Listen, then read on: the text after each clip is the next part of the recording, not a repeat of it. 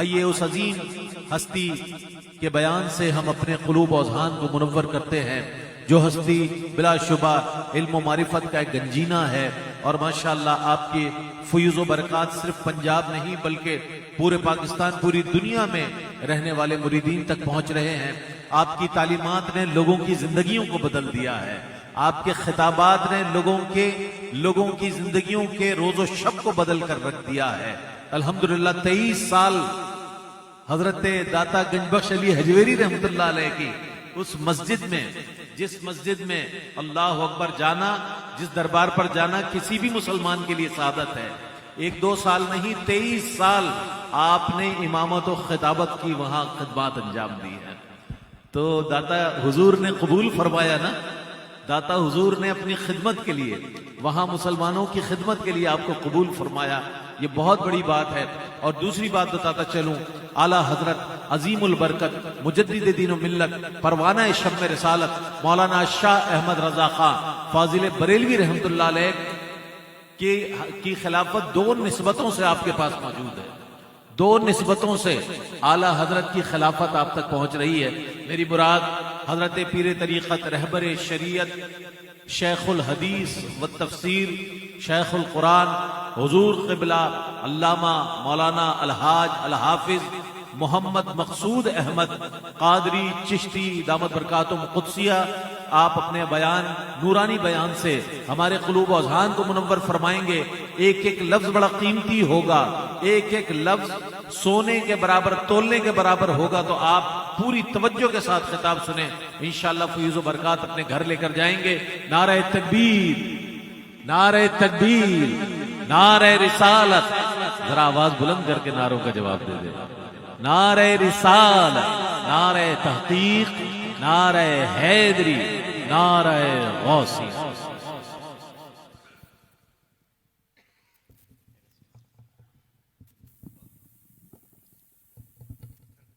آواز کھولو بھائی اس کی۔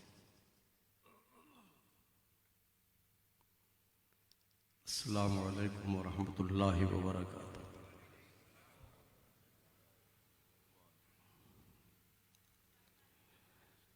الحمد للہ نحمده ونستعینه ونستغفره ونؤمن به ونتوکل علیہ ونعوذ باللہ من شرور انفسنا ومن سیئات اعمالنا، من يهده الله فلا مضل له ومن يضلله فلا هادي له، ونشهد أن لا إله إلا الله وحده لا شريك له، لا ند له ولا ضد له ولا مثل له ولا مثال له، سرمدی ازلی ابدی دہری دیمومی، لا اول له ولا آخر له، ونشهد أن سيدنا وسندنا وحبيبنا وطبيبنا ومأوانا وملجأنا در الله المخزون سر الله المكنون نور الأفئدة والعيون سرور القلب المحزون عالم ما كان وما يكون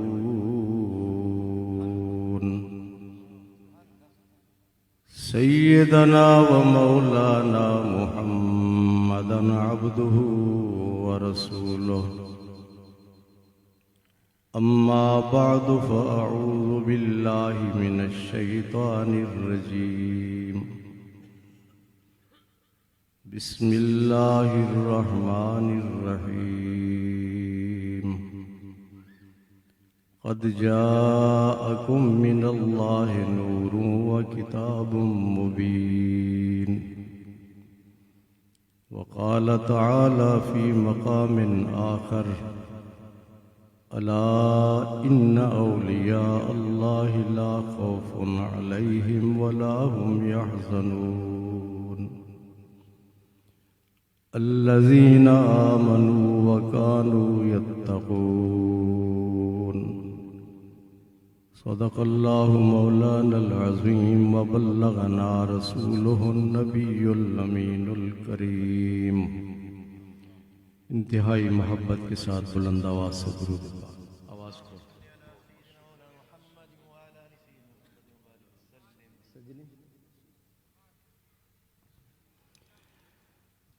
صلی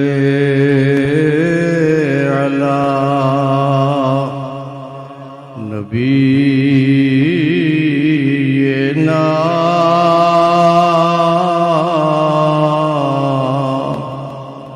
صلی علی محمد صلی علی شفیعنا.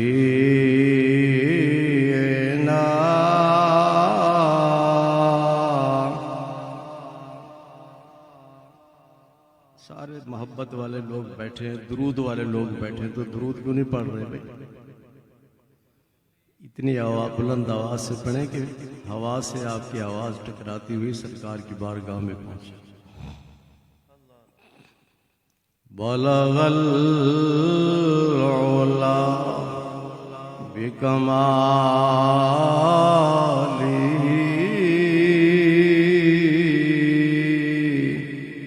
کشف الدجا بجمالہ حسنت جمیع خصالہ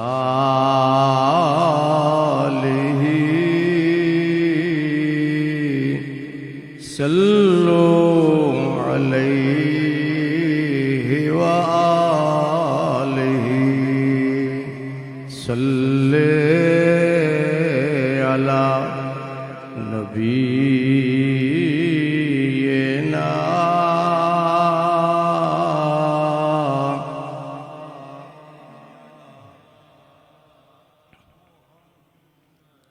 خسف القمر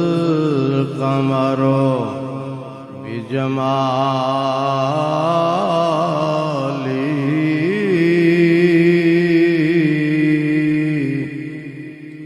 نطق الحجر بجلالہ خسف القمر بجمالہ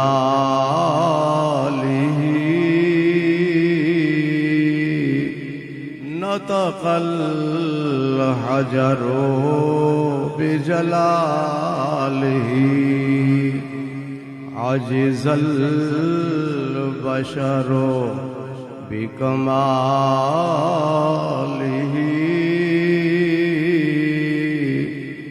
صلوا علیہ وآلہ صلی علی نبینا.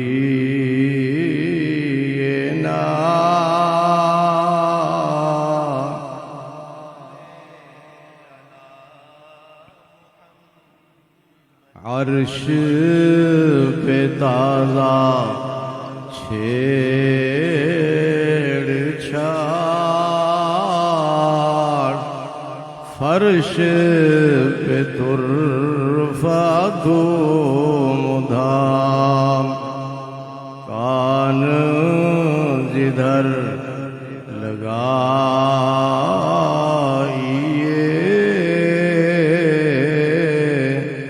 تیری داستان ہے. صلی علی نبینا.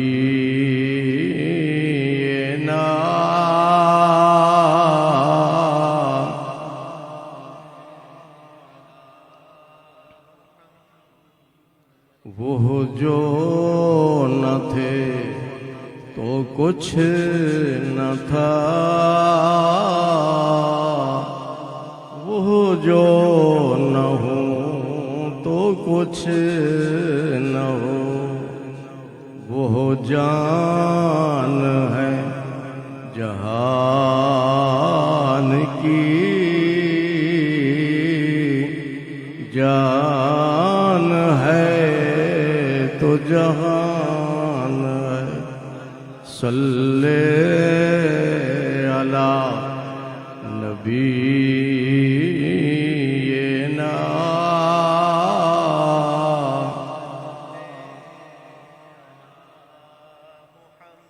وہ کمال حسن حضور ہے کہ گمان نقص جہاں نہیں، یہی پھول خار سے دور ہے، یہی شمع ہے کہ دعا نہیں۔ صلی علی نبینا،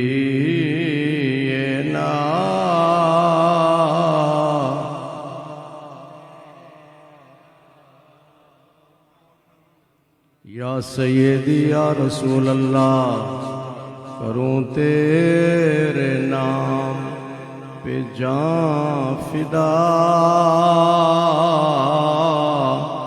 ایک جان تو کیا دو جہاں فدا، دو جہاں سے بھی نہیں جی بھرا، کروں کیا کروڑوں جہاں نہیں۔ صلی علی نبینا،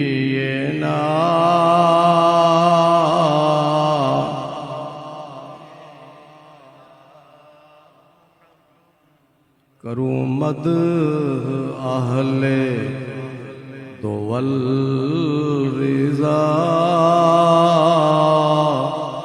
پڑے اس بلا میں میری بلا، میں گدا ہوں اپنے کریم کا، میرا دین پارنا نہیں۔ صلی علی نبینا،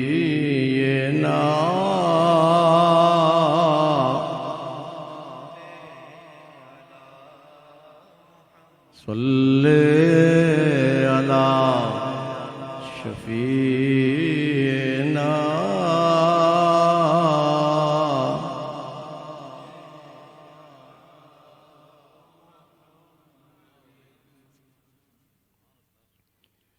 میزبانان محفل جناب فیصل معین صاحب، جناب عامر معین صاحب، جناب سہیل معین صاحب، جناب اویس معین صاحب، جناب حافظ محمد حسن معین صاحب، مہمانان خصوصی حضرت علامہ مفتی محمد شریف حسنی صاحب، حضرت علامہ مولانا اشتیاق قادری صاحب، نسبت والے بھائی عارف سلمان صاحب، دنیا نعت کے مشہور و معروف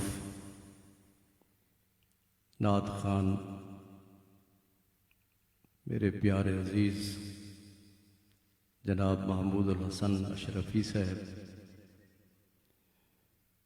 انتہائی محبت بھرے انداز میں نکابت کے فرائض سر انجام دینے والے نقیب محفل جن کا نام میں نہیں جانتا، جناب صاحبزادہ رئیس احمد صاحب،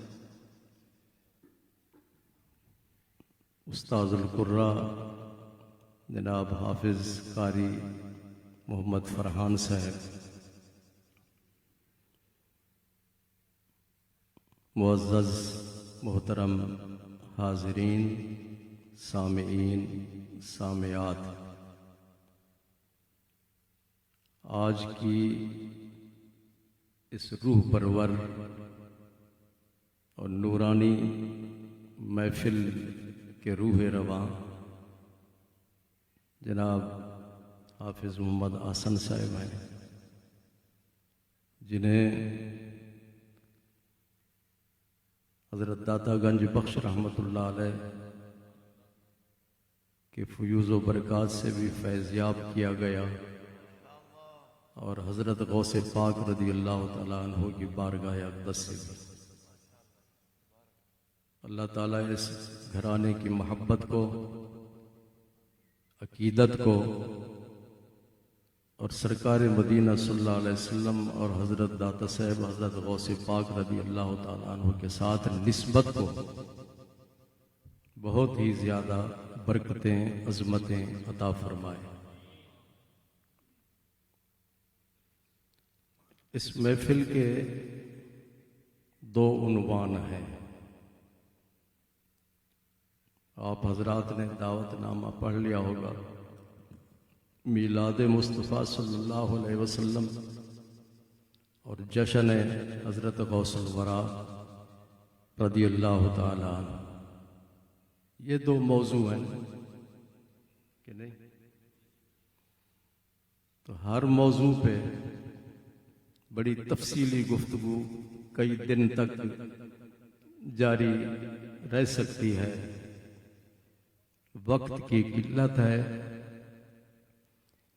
تو اس قلت کو سامنے رکھتے ہوئے دونوں موضوعات پہ ایک جامع اور مؤثر گفتگو ہوگی۔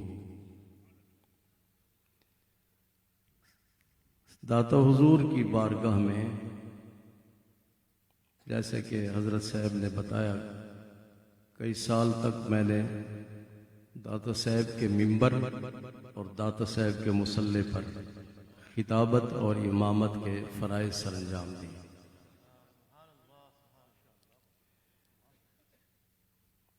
داتا صاحب کی اس عظیم مسجد میں ہر جمعہ تقریباً 20 سے 30 ہزار تک مجمع ہوتا تھا،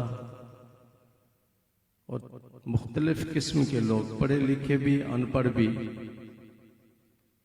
وہاں پہ حاضر ہوتے تھے اور حاضر ہوتے ہیں، اور مختلف مسالک سے تعلق رکھنے والے لوگ بھی حاضر ہوتے ہیں۔ میں نے ہمیشہ اپنے خطاب میں حضور صلی اللہ علیہ وسلم کے اس فرمان کو سامنے رکھا۔ آپ نے ارشاد فرمایا، کلموا الناس علی قدر عقولہم لا علی عقولکم، لوگوں کی ذہنی سطح کو سامنے رکھتے ہوئے گفتگو کیا کرو، اپنی علمیت نہ جگایا کرو۔ کچھ حضرات ایسے ہوتے ہیں جو بڑے بھاری بھرکم الفاظ استعمال کرتے ہیں، منطقیانہ انداز میں، فلسفیانہ انداز میں گفتگو کرتے ہیں، سامنے والے لوگوں کو کچھ پتہ نہیں ہوتا کہ یہ کیا کہہ رہے ہیں۔ میری کوشش ہوتی تھی، کوشش ہوگی کہ میں جو کچھ بھی کہوں آپ کو سمجھ آ جائے اور آپ آگے لوگوں تک پہنچائیں۔ پہلی بات تو یہ ہے کہ ہم میلاد کیوں مناتے ہیں۔ مجھے بتایا گیا کہ عارف سلمان صاحب اور ان کے ساتھیوں نے محنت کی، کوشش کی، اور اس پورے علاقے میں بہت ساری جگہوں پہ میلاد شریف کی محفلیں منعقد ہوتی ہیں۔ ہم میلاد کیوں مناتے ہیں جی؟ دوسرا یہ کہ میلاد کا فائدہ کیا ہے؟ محفل میلاد منانے کا فائدہ کیا ہے؟ پہلی بات یہ کہ میلاد کیوں مناتے ہیں؟ میلاد منانا سنت مصطفیٰ ہے۔ کیا ہے؟ میلاد منا بولیں بھی، میلاد منانا یہ بدعت نہیں ہے. میلاد منانا بولیں سنت مصطفیٰ صلی اللہ علیہ وسلم ہے. حدیث پاک میں ہے، صحابہ کرام نے حضور صلی اللہ علیہ وسلم سے عرض کیا، آپ ہر پیر کو روزہ رکھتے ہیں. ہر پیر کو، پیر جانتے ہیں سوموار کا دن، انگلش میں منڈے کہا جائے گا. ہر پیر کو روزہ رکھتے ہیں، اس کی کیا وجہ ہے؟ تو حضور صلی اللہ علیہ وسلم نے کیا جواب دیا؟ ذرا غور کیجیے. آپ نے ارشاد فرمایا، فیہ ولدت و فیہ انزل علی، پیر کے دن میرا میلاد ہوا. پیر کے دن میرا میلاد ہوا، میری ولادت ہوئی، میری پیدائش ہوئی، اس لیے میں اس دن کا روزہ رکھتا ہوں. اور جس دن قرآن پاک کے نزول کا آغاز ہوا وہ بھی پیر کا دن تھا، تو اس لیے میں روزہ رکھتا ہوں. تو حضور صلی اللہ علیہ وسلم نے روزہ رکھ کر میلاد منایا کہ نہیں؟ تو میلاد منانا سنت مصطفیٰ ہے، اور مختلف صورتیں ہو سکتی ہیں اس کی، لیکن شریعت کی حدود میں رہتے ہوئے میلاد منانا چاہیے اور محافل کا اہتمام کرنا چاہیے. شریعت کی حدود میں رہتے ہوئے غیر شرعی حرکات نہیں ہونی چاہیے. بات سمجھ آ گئی؟ اس پہ اور بڑی لمبی چوڑی بات ہو سکتی ہے، لیکن وقت تھوڑا، صرف اتنی بات یاد رکھیں کہ میلاد منانا سنت مصطفیٰ صلی اللہ علیہ وسلم ہے، بدعت نہیں ہے. بدعت نہیں ہے. بدعت کہتے ہیں نئی چیز کو، اور نئی چیز تو نہیں ہے. حضور صلی اللہ علیہ وسلم نے خود اپنا میلاد منایا. دوسری بات کہ میلاد منانے کا فائدہ کیا ہے؟ میلاد حضرت غوث پاک نے جو یہ جو 11ویں شریف ہے نا، 11ویں شریف مناتے ہیں نا، یہ حقیقت میں میلاد مصطفیٰ ہے. حضرت غوث پاک رضی اللہ تعالی، امام یافی فرماتے ہیں الروض النذرہ میں، وہ فرماتے ہیں کہ حضرت غوث پاک رضی اللہ تعالی عنہ ہر چاند کی 11 تاریخ کو میلاد مناتے تھے. آپ کے وصال کے بعد پھر آپ کے مریدوں نے بھی یہ سلسلہ جاری رکھا. پوری دنیا میں 11ویں شریف منائی جاتی ہے، اور کہا جاتا ہے غوث پاک کی 11ویں. حقیقت میں حضرت غوث پاک نے میلاد منایا. میلاد آپ نے کیوں منایا؟ فائدہ کیا ہے اس کا؟ امام قسطلانی، امام سخاوی اور دوسرے جو محدثین ہیں وہ ارشاد فرماتے ہیں کہ اس کے چند فائدے ہیں. میلاد منانے کے چند. پہلا فائدہ یہ ہے کہ جس جگہ محفل میلاد منعقد ہو اسی جگہ پر پورا سال اللہ تعالیٰ کی رحمت نازل ہوتی رہتی ہے. جی جناب شیخ وسیم صاحب بھی بڑے ماشاءاللہ متحرک ہیں اور محفل کے روح رواں ہیں. یہ اللہ تعالیٰ ان سب کی خدمات کو قبول فرمائے.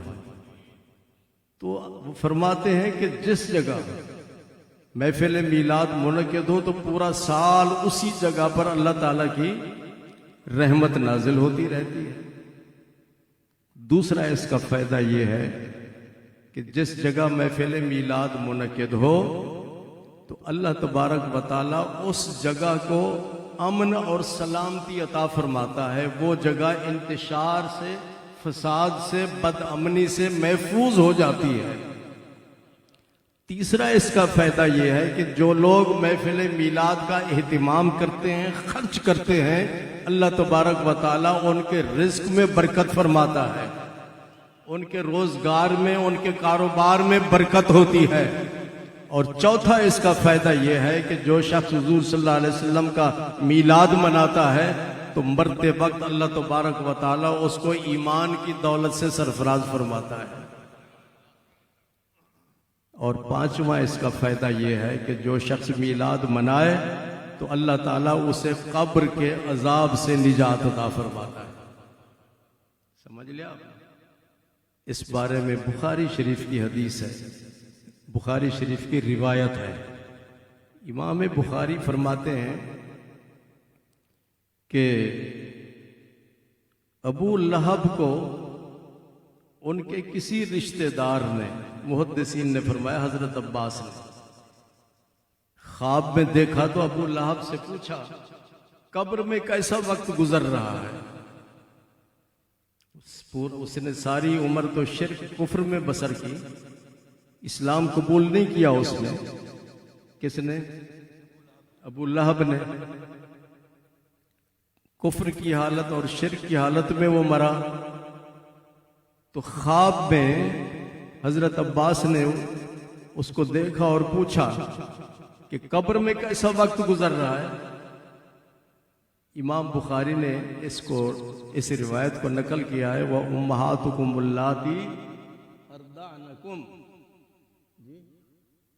امام بخاری نے اس آیت کے تحت اس روایت کو نقل کیا۔ ٹھیک ہے، تو ابو لہب نے کیا کہا؟ ابو لہب نے کہا کہ پورا ہفتہ میں سخت قسم کے عذاب میں مبتلا ہوتا ہوں۔ جب پیر کا دن آتا ہے تو ان دو انگلیوں کے درمیان سے پانی نکلتا ہے، میں چوستا ہوں اور سکون حاصل کرتا ہوں۔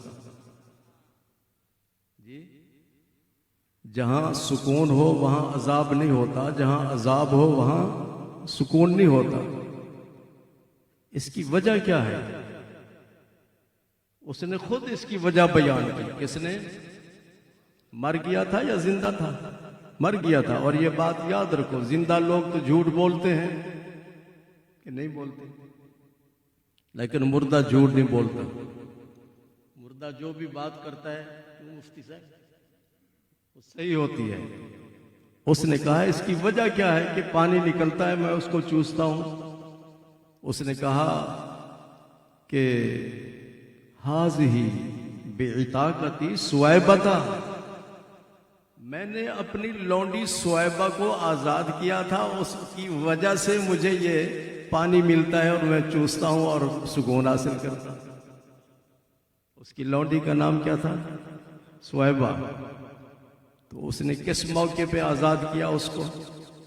یہ بھی حدیث پاک میں ہے کہ جب ابو لہب کو پتہ چلا کہ میرے بھائی عبداللہ کے گھر میں بچہ پیدا ہونے والا ہے، تو ابو لہب نے اپنی لونڈی سویبہ کو کہا کہ تم جاؤ میری بھابھی کی خدمت کرو، اکیلی ہیں۔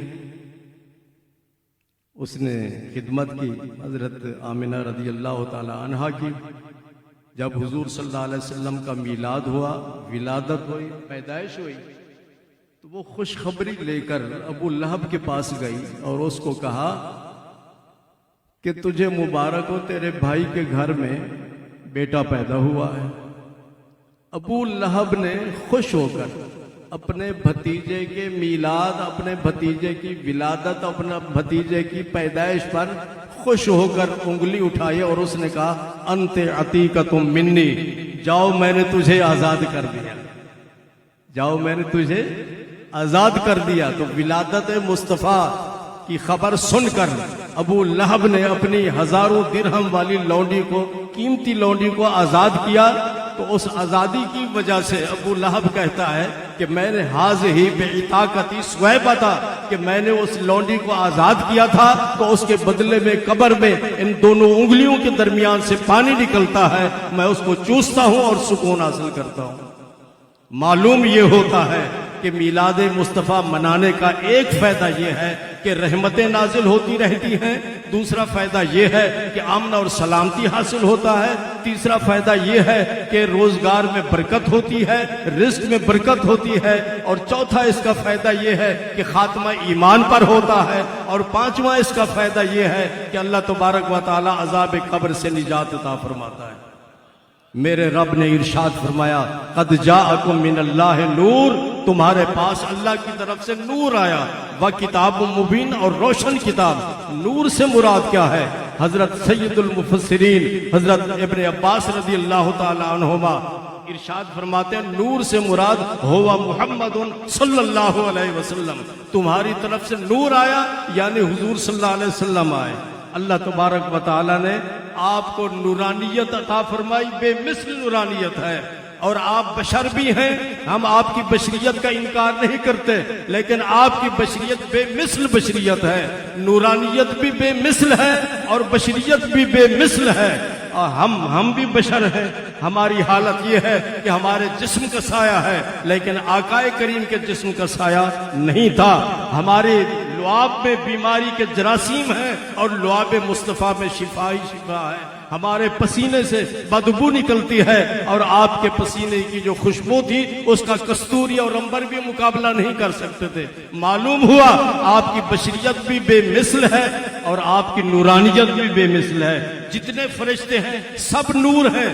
آقا کریم صلی اللہ علیہ وسلم جب معراج کی رات تشریف لے گئے تو سدرۃ المنتہا پہ پہنچے، جبریل ساتھ تھا، آگے بڑھنے لگے تو آپ نے ارشاد فرمایا جبریل میرے ساتھ چلو۔ عرض کرتے ہیں لو دنوت ان بلۃ لا ترکت، اگر میں ایک پوٹے کے برابر بھی اوپر پرواز کروں تو میں جل جاؤں گا۔ آفاق کہا، اس نے کہا، اس نے حضرت جبریل نے کہ میں آگے نہیں جا سکتا، تو حضور صلی اللہ علیہ وسلم آگے تشریف لے گئے۔ آپ کی نورانیت فرشتوں والی نورانیت نہیں، نورانیت بھی بے مثل ہے۔ اس نورانیت کا یہ عالم کہ آپ لامکان پہ پہنچے اور رب کا دیدار کیا۔ جی اللہ اکبر۔ طائف میں تھے تو جسم زخمی ہو گیا، خون نکل رہا ہے کہ نہیں؟ خون نکل رہا ہے۔ اور جب آپ طائف سے واپس آئے اور آپ کے پاس جبریل آئے کہ اللہ تعالیٰ نے پیغام دیا ہے، ان اللہ اشتاق الی لقائک یا رسول اللہ، اللہ نے پیغام بھیجا ہے آپ کے پاس۔ کیا پیغام ہے؟ اللہ چاہتا ہے، اللہ چاہتا ہے کہ آپ میرے پاس آئیں اور میری ملاقات کریں۔ ان اللہ اشتاق الی لقائک یا رسول اللہ۔ پھر کیا ہوا؟ حضرت جبریل علیہ السلام نے آپ کا سینہ مبارک چاک کیا۔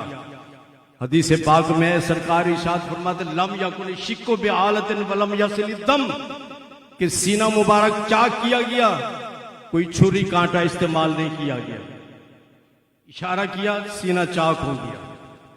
اور امام بخاری نے اس کو نقل کیا، حضور صلی اللہ علیہ وسلم فرماتے ولم یصل الدم، خون کا ایک قطرہ نہیں نکلا۔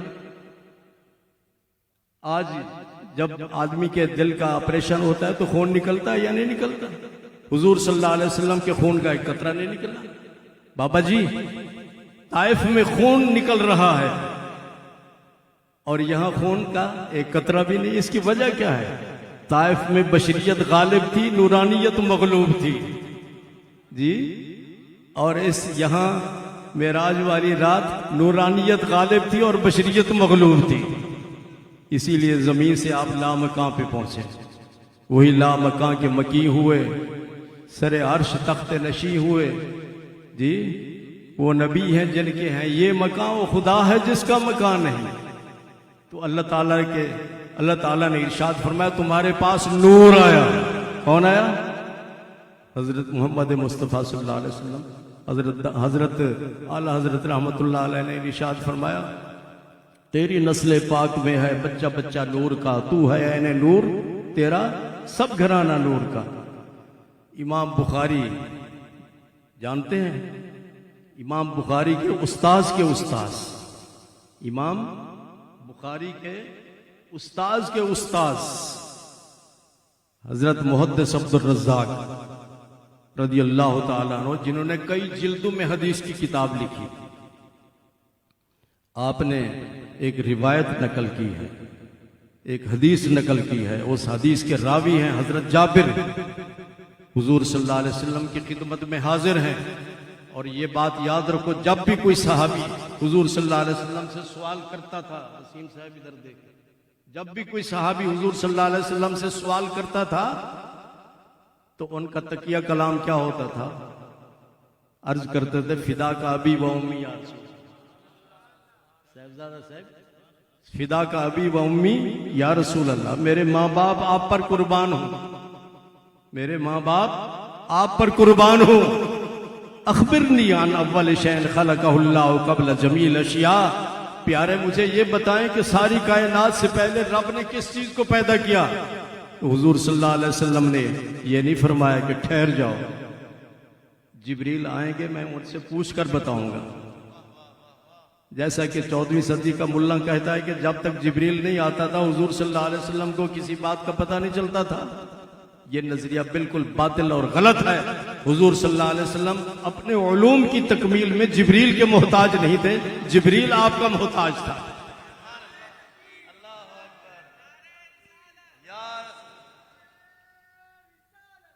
یہ حدیث ذہن نشین کر لیں، اس کو روح البیان نے نقل کیا.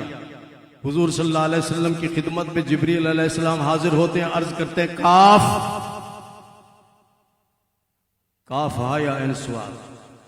عرض کرتے ہیں کاف، فرمایا علم تو میں جانتا ہوں. عرض کیا ہا، فرمایا علم تو میں جانتا ہوں. عرض کیا یا، فرمایا علم تو میں جانتا ہوں. عرض کیا عین، فرمایا علم تو میں جانتا ہوں. عرض کیا صاد، فرمایا علم تو میں جانتا ہوں. الف لام میم سنا ہے کہ نہیں؟ سارے ترجمے اٹھا کے دیکھ لو، اس کا معنی نہیں لکھا ہوا.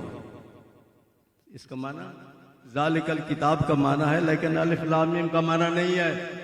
اسی طرح الف لام را اس کا معنی نہیں، حامیم عین سین کاف کا معنی نہیں، حامیم کا معنی نہیں، نون کا معنی نہیں، یاسین کا معنی نہیں، الف لام را کا معنی نہیں، حامیم عین سین کاف کا معنی نہیں. جبریل حیران ہے، عرض کرتے ہیں یا رسول اللہ صلی اللہ علیہ وسلم، قرآن کو لانے والا میں ہوں، کاف ہا یا عین صاد کو لانے والا میں ہوں، میں اس کا معنی نہیں جانتا، آپ کو کیسے پتہ چل گیا؟ جی الحمد سے لے کر والناس تک کون قرآن لایا؟ کہاں ہے عارف سلمان صاحب؟ کیوں جی الحمد سے لے کر والناس تک پورا قرآن کون لے کر آیا؟ جبریل علیہ السلام. تو جبریل عرض کرتے ہیں یا رسول اللہ میں کاف ہا یا عین صاد کا معنی نہیں جانتا، آپ کیسے جانتے ہیں؟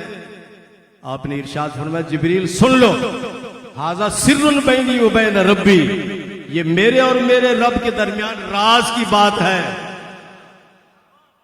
تم میرے پاس الفاظ قرآن لاتے ہو اور ان الفاظ کے معنی، ان کے مطالب، ان کے حقائق، ان کے دقائق، ان کے اسرار، ان کے رموز، ان کے اندر جو کچھ چھپا ہوا ہے وہ رب کائنات براہ راست میرے دل پر القا اور الہام فرماتا ہے. میں تیرا محتاج نہیں، میں اپنے رب کا محتاج ہوں. رب نے کیا فرمایا؟ وَعَلَّمَكَ مَا لَمْ تَكُنْ تَعْلَمْ وَكَانَ فَضْلُ اللَّهِ عَلَيْكَ عَظِيمًا. میں نے آپ کو ان تمام چیزوں کا علم عطا فرما دیا جو آپ نہیں جانتے تھے. اللہ فرماتا ہے میں نے ان تمام چیزوں کا آپ کو علم عطا فرمایا جو آپ نہیں جانتے تھے. ایک بات میں علماء کے سامنے رکھنا چاہتا ہوں، آپ کے لیے نہیں. علم کا معنی ہے جاننا. ایک مولوی صاحب نے کہا کہ جی حضور صلی اللہ علیہ وسلم کو فلاں چیز کا علم نہیں تھا، فلاں چیز کا علم نہیں تھا، فلاں چیز کا علم نہیں تھا. میں نے کہا رب کے ساتھ مقابلہ کرتے ہو؟ رب تو کہتا ہے جو آپ نہیں جانتے تھے میں نے ان تمام چیزوں کا علم آپ کو دے دیا. رب کہتا ہے علم کا معنی ہے جاننا. میں نے اس سے سوال کیا، وہ منطقی سوال ہے. علم کی دو قسمیں ہیں، العلم المطلق، مطلق العلم. دو قسمیں، العلم المطلق اور مطلق العلم. پھر العلم المطلق کی چار قسمیں ہیں. العلم المطلق اجمال کل، العلم المطلق تفصیل کل. العلم المطلق اجمال کل، العلم المطلق اجمال بعض، العلم المطلق تفصیل کل، العلم المطلق تفصیل بعض. یہ چار قسمیں ہیں العلم المطلق کی، اور چار قسمیں ہیں مطلق العلم کی.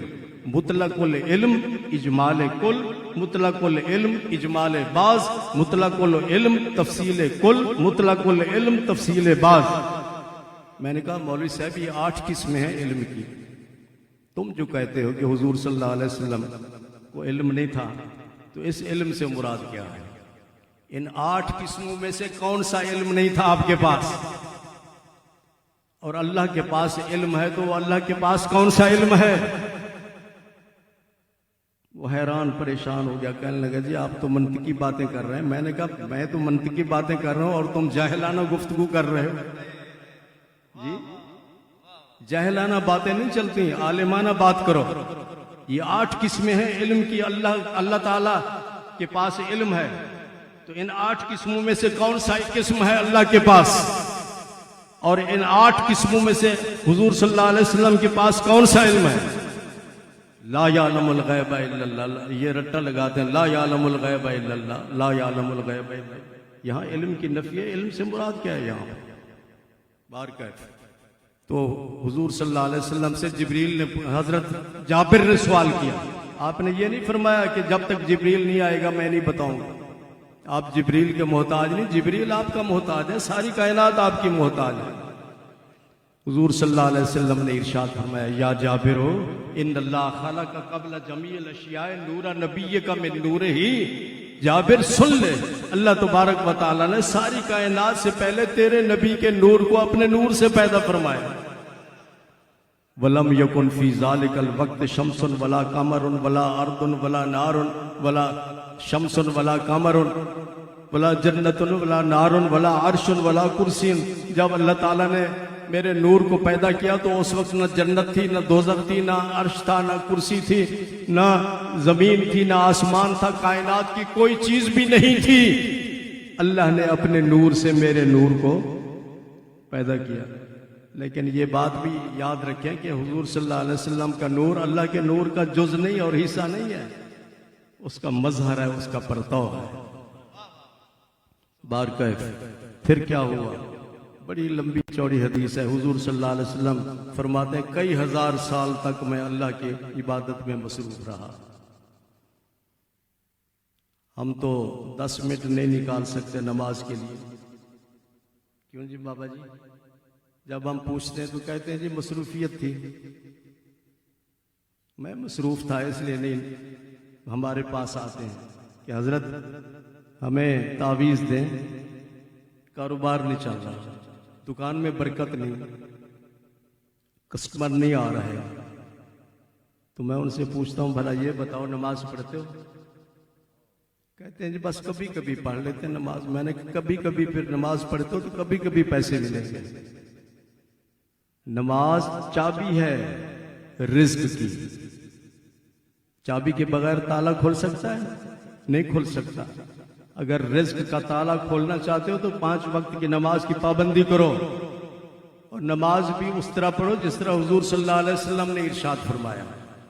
معین صاحب، نماز بھی اسی طرح پڑھنی چاہیے جس طرح آقا کریم صلی اللہ علیہ وسلم نے ارشاد فرمایا، اس طرح پڑھو۔ اور پھر اس کی تفصیلات، اس کی جزیات اعلی حضرت امام اہل سنت مولانا احمد رضا خان بریلوی رحمۃ اللہ علیہ نے اپنے فتاوی میں بیان کی، اور فتاوی کی تنویر اور فتاوی کی تظہیر اور فتاوی کی اعلی حضرت رحمۃ اللہ علیہ کے فتاوی کی تلخیص بہار شریعت ہے، اس کو دیکھو اور اس سے اپنا نماز کا صحیح طریقہ سمجھ لو۔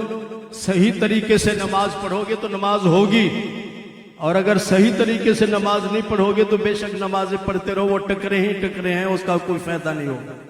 بات سمجھ آ رہی؟ کئی چیزیں ہیں جو ہمارے بہت سارے لوگ نماز پڑھتے ہیں لیکن اس کا ان کی طرف خیال نہیں جاتا، اور وہ معمولی چیزیں نہیں ہوتی، سنتیں نہیں ہوتی، واجب اور فرض ہوتے ہیں جن کو ہم ترک کر کے نماز پڑھ رہے ہوتے ہیں۔ بارکیف میرے آقا نے ارشاد فرمایا کئی ہزار سال تک میرا نور اللہ کی عبادت میں مصروف رہا۔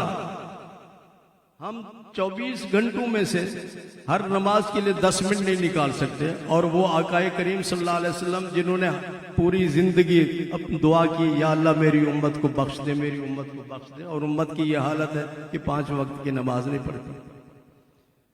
حضرت غوث پاک رضی اللہ تعالیٰ عنہ، میں نے پہلے بتایا کہ آپ نے میلاد شریف کا سلسلہ شروع کیا، سمجھ رہے ہیں؟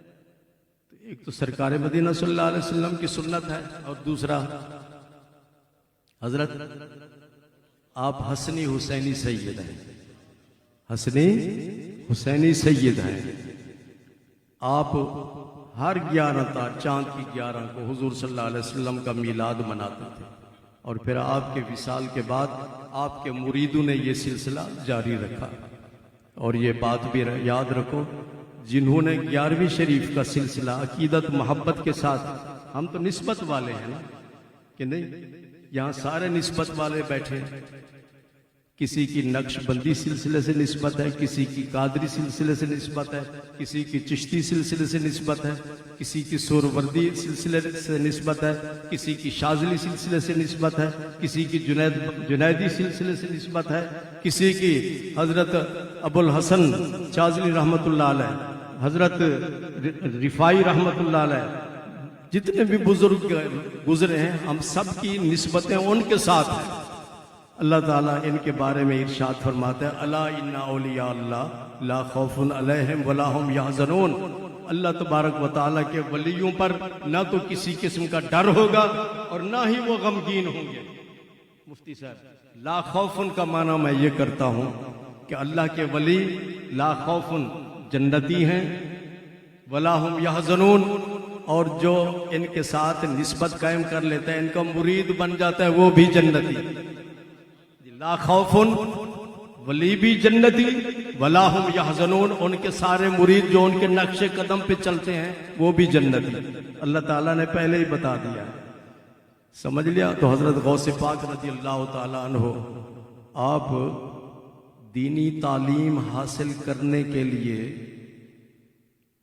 یہ کہاں کے رہنے والے تھے حضرت غوث پاک؟ کہاں کے؟ جیلان کے. اس کو عربی میں جیلان کہتے ہیں اور اردو اور فارسی میں اس کو گیلان کہتے ہیں. کیا؟ یا کئی خاندان ہیں، کئی جیلانی لکھتے ہیں، کئی گیلانی لکھتے ہیں. گیلانی اور جیلانی ایک ہی بات ہے. تو حضرت غوث پاک رضی اللہ تعالی عنہ ایران کے صوبہ خراسان کے علاقہ جیلان کے ساتھ ان کا تعلق تھا، گیلان کے ساتھ. جی عربی نہیں تھے آپ، اجمی تھے. کیا تھے؟ اجمی. یہ سارے ایرانی کیا ہیں؟ اجمی ہیں، عربی نہیں ہے. یہ عرب ملکوں سے ان کا تعلق نہیں ہے.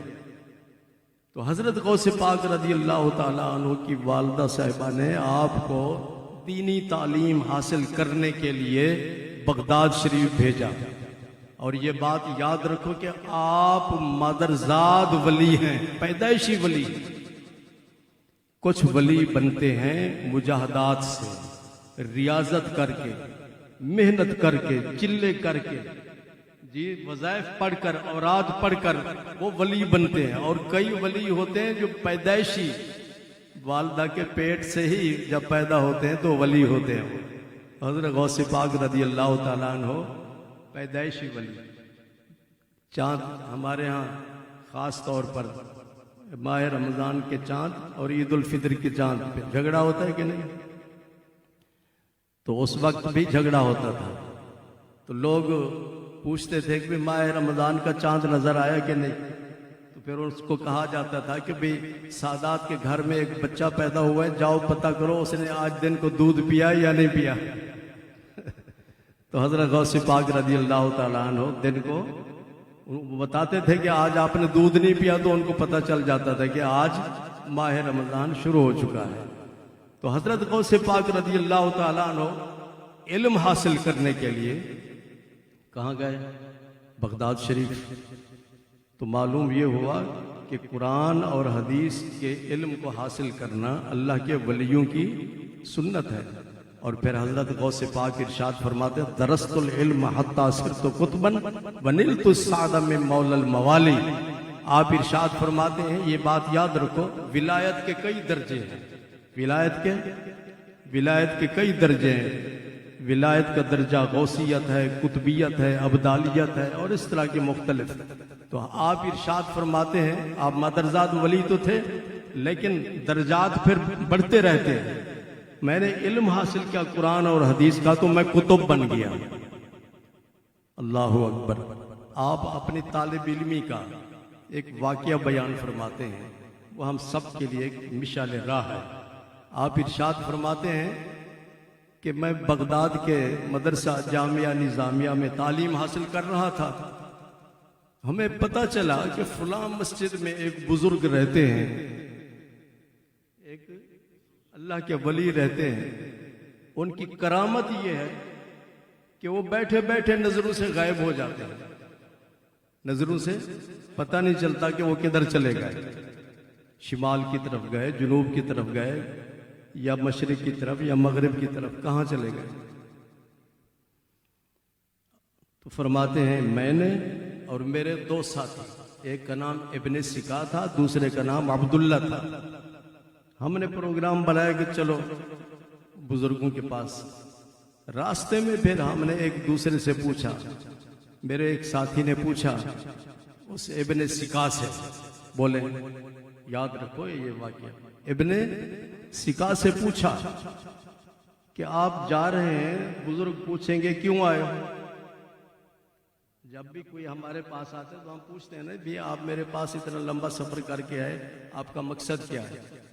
کوئی کہتا ہے جی اتنا عرصہ ہوا میرے شادی کی اولاد نہیں ہے، کوئی کہتا ہے جی میں اتنے عرصے سے بیمار ہوں، کوئی کہتا ہے جی نظر بد ہے، کوئی کہتا ہے جادو ہے، اس طرح علماء کے پاس لوگ آتے ہیں۔ تو اگر وہ بزرگ پوچھیں کہ تم کیوں آئے یہاں پہ تو کیا جواب دو گے؟ تو اس نے کہا کچھ طالب علم شوخے بھی ہوتے ہیں اسٹوڈنٹ، اس نے کہا میرے پاس بڑے مشکل سوالات ہیں، بہت ہی مشکل سوالات ہیں، میں وہ سوالات ان کے سامنے رکھوں گا، دیکھوں گا کہ کتنے پانی میں ہیں، کتنے اتنے مشکل سوالات ہیں کہ وہ جواب نہیں دے سکیں گے۔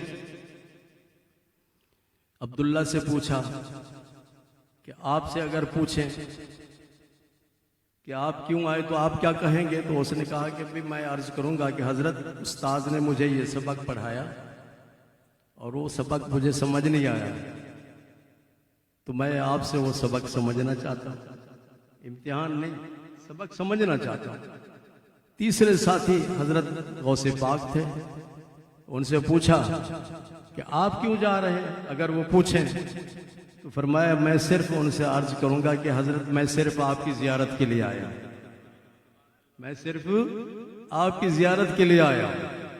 چنانچہ فرماتے ہیں ہم تینوں وہاں پہنچے، وہاں جا کر بیٹھے، بزرگ موجود تھے، تھوڑی دیر کے بعد ہماری نظروں سے غائب ہو گئے اور ہمیں پتہ نہیں چلا کہ کس طرف گئے، لیکن ہم بیٹھے رہے۔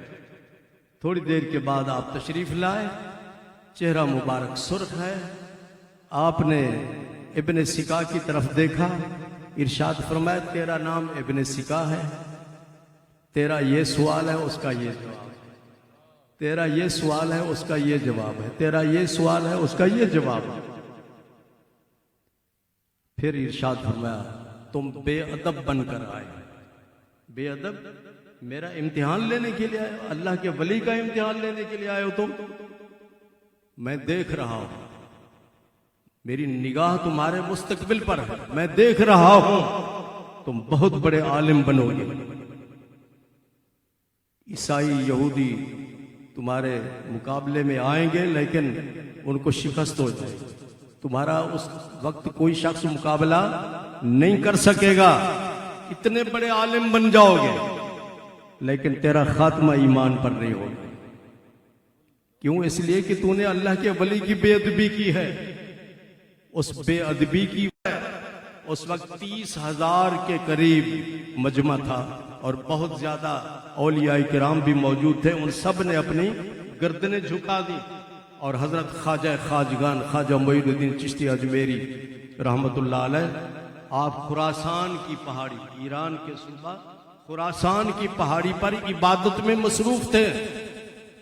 ادھر بغداد شریف سے یہ اعلان ہوتا ہے اور ادھر خراسان میں حضرت خواجہ غریب نواز یہ اعلان سنتے ہیں خواجہ معین الدین چشتی اجمیری اور اپنی گردن جھکا دیتے ہیں۔ آپ ارشاد فرماتے ہیں لا بل علی عینی وعلی راسی، حضور آپ کا قدم میری گردن پر نہیں بلکہ میرے سر اور میری آنکھوں پر آپ کا قدم مبارک ہے۔ سمجھ رہے ہیں آپ؟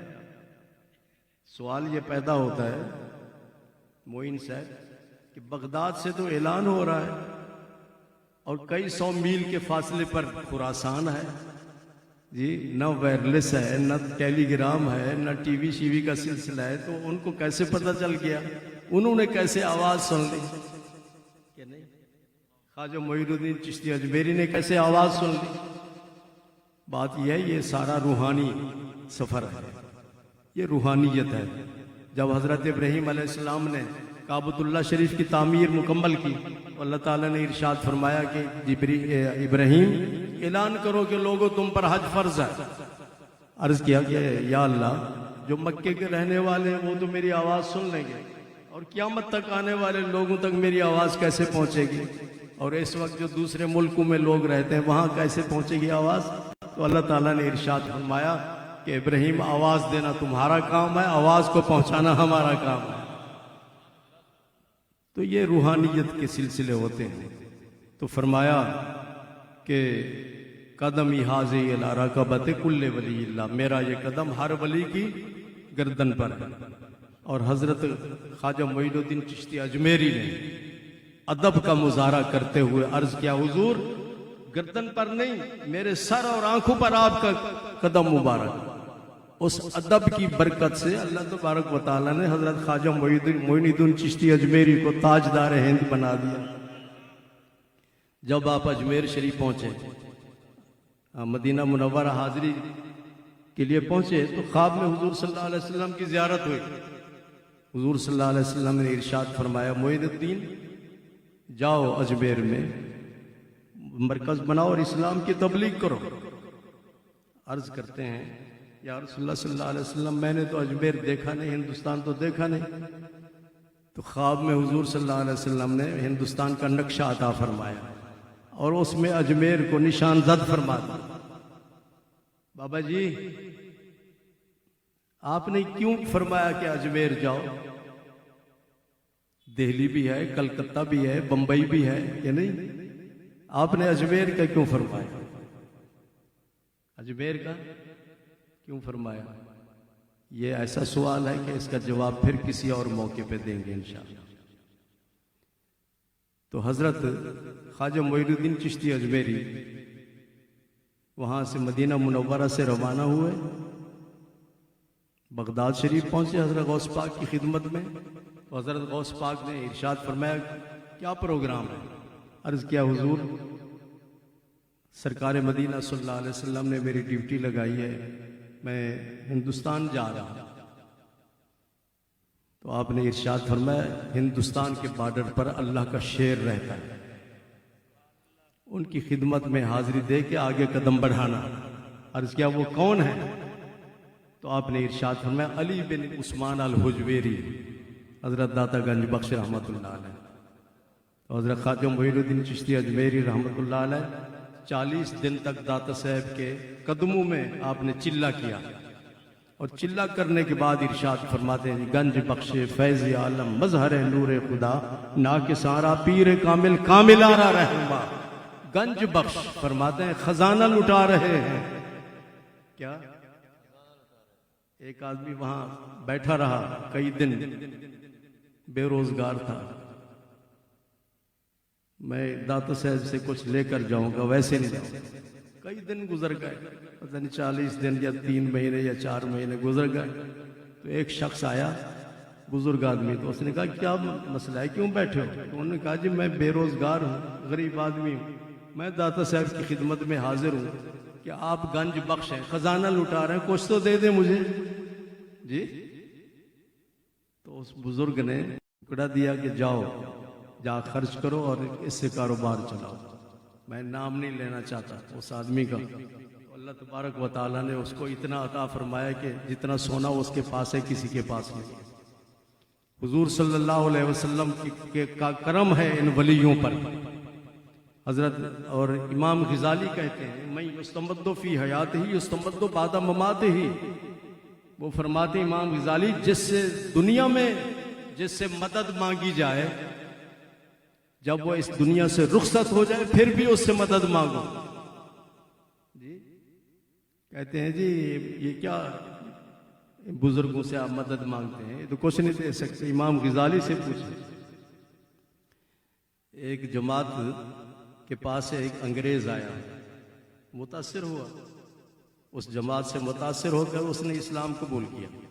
اسلام قبول کرنے کے بعد اس نے کہا میرا ایک سوال ہے، اور وہ سوال یہ ہے کہ اللہ تعالیٰ نے قرآن مجید میں ارشاد فرمایا کہ جب حضرت سلیمان علیہ السلام کو اطلاع دی گئی، حافظ جی، حضرت سلیمان علیہ السلام کو جب اطلاع دی گئی کہ یمن کے ملک پر ایک خاتون حکومت کر رہی ہے جس کا نام بلقیس ہے، اور اس کا بہت بڑا تخت ہے جس پہ سونا چاندی۔ آپ علماء کی باتیں نہیں نہ سنتے، اتنے بڑے علم کے سمندر بیٹھے ہیں مفتی شریف صاحب، مولانا اشتیاق صاحب، آپ جایا کریں، ان سے استفادہ حاصل کیا کریں۔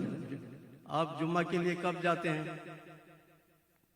جب خطبہ ہو رہا ہوتا ہے، تقریر نہیں سنتے، کتاب نہیں سنتے، مسئلے مسائل نہیں سنتے، مصروف اتنے ہوئے ہیں آپ لوگ، تو پھر کیا آپ کو حاصل؟ اگر باہر کوئی آدمی پوچھے، غیر مسلم آپ سے پوچھے، عارف صاحب، کہ جی سلیمان علیہ السلام کہاں تھے اس وقت جب ہدہد نے ان کو خبر دی؟ حضرت سلیمان علیہ السلام فلسطین میں تھے۔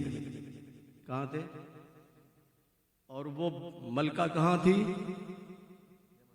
بولو آپ صاحب، یمن میں تھی۔ فاصلہ کتنا تھا؟ 2500 کلومیٹر، 2500 فلسطین سے یمن، یہ فاصلہ تھا۔ یمن سے فلسطین سے یمن جانا اور یمن سے فلسطین آنا، یہ 5000 کلومیٹر بنتا ہے ٹوٹل۔ تو حضرت سلیمان علیہ السلام جو تھے نا، وہ جنات کے بھی بادشاہ تھے، انسانوں کے بھی بادشاہ تھے، جانوروں کے بھی بادشاہ تھے، پرندوں کے بھی بادشاہ تھے، ان سب کی بولیاں جانتے تھے آپ۔ مجمع اس طرح لگا ہوا ہے، اس میں جنات بھی موجود ہیں، انسان بھی موجود ہیں، سب بیٹھے ہوئے ہیں۔ تو حضرت سلیمان علیہ السلام نے، قرآن کہتا ہے، میں نہیں کہتا، قرآن کہتا ہے ایکم یاتینی بعرشہا، کون ہے جو بلقیس کے تخت کو یمن سے اٹھا کر میری خدمت میں پیش کرے؟ کس نے کہا؟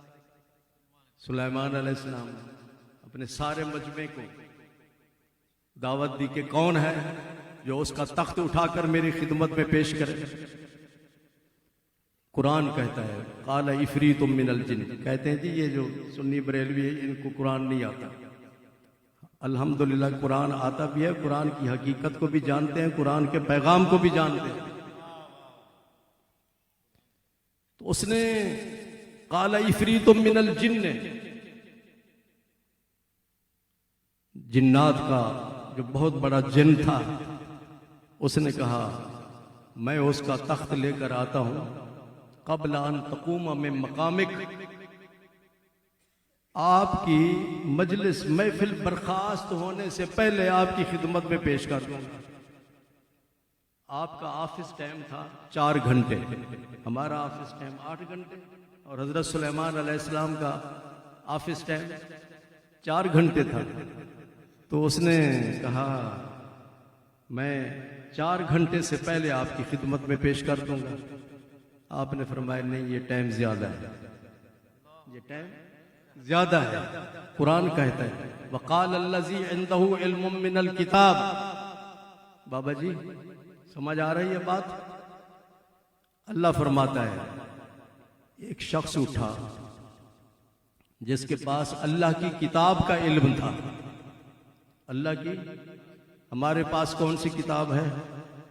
قرآن، تورات بھی اللہ کی کتاب، انجیل بھی اللہ کی کتاب، زبور بھی اللہ کی کتاب۔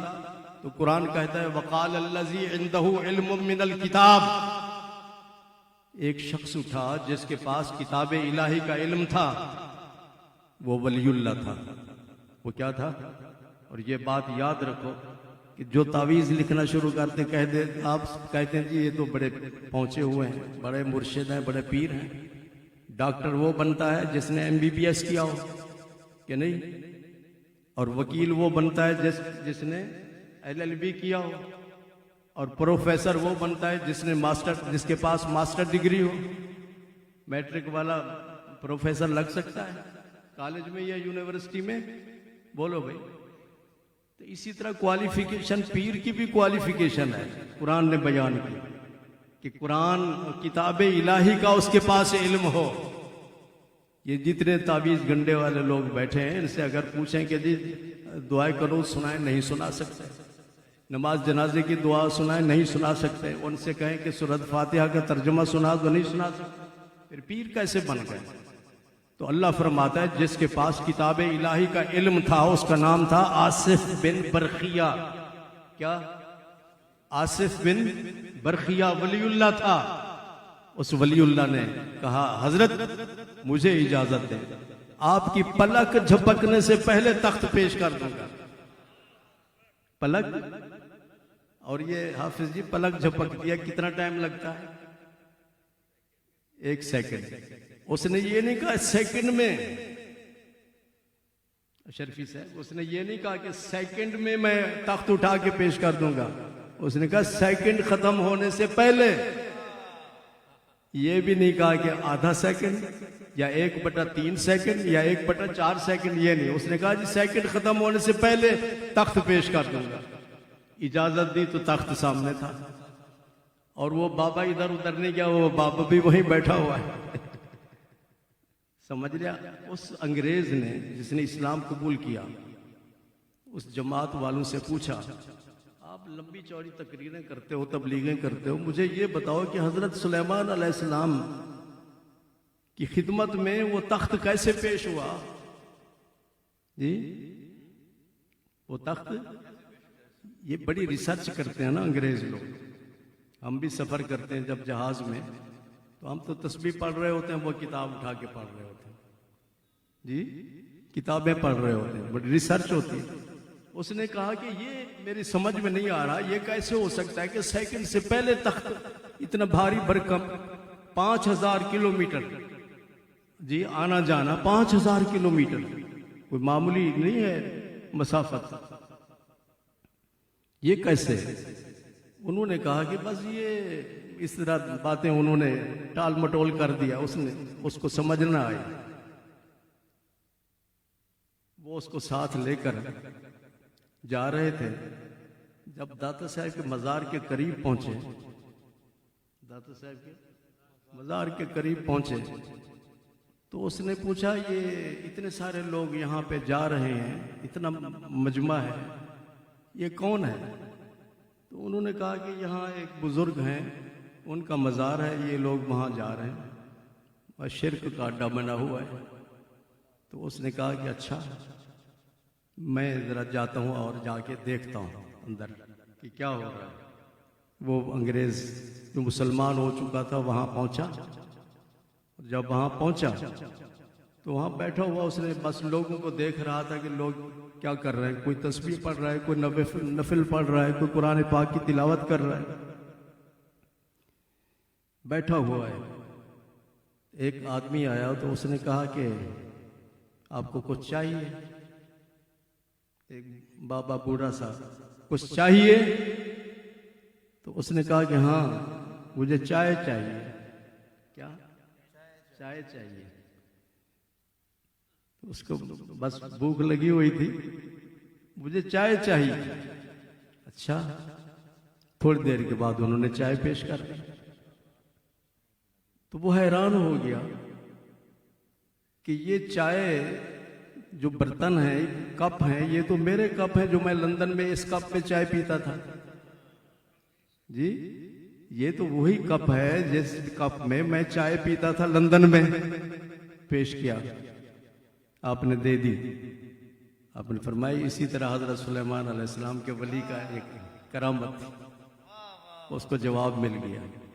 اس نے پھر کہا ان کو، جماعت والوں کو، کہ جی آپ جائیں، میں داتا حضور کے قدموں میں رہوں گا. پھر اس کا وصال ہوا اور اس کی قبر بھی وہیں داتا صاحب کے مزار کے قریب قبرستان میں ہے. دعا کیجئے کہ اللہ تبارک و تعالی ہمیں بزرگوں کا ادب احترام کرنے کی توفیق عطا فرمائے. اگر آپ کچھ لینا چاہتے ہیں نا اللہ والے سے تو ادب کریں. ادب سے فیض ملتا ہے اور بے ادب کو فیض نہیں ملتا. اللہ تعالیٰ آپ سب کو سلامت رکھے. آپ سب کی حاضری کو اللہ تعالیٰ قبول و منظور فرمائے. وآخر دعوانا الحمدللہ.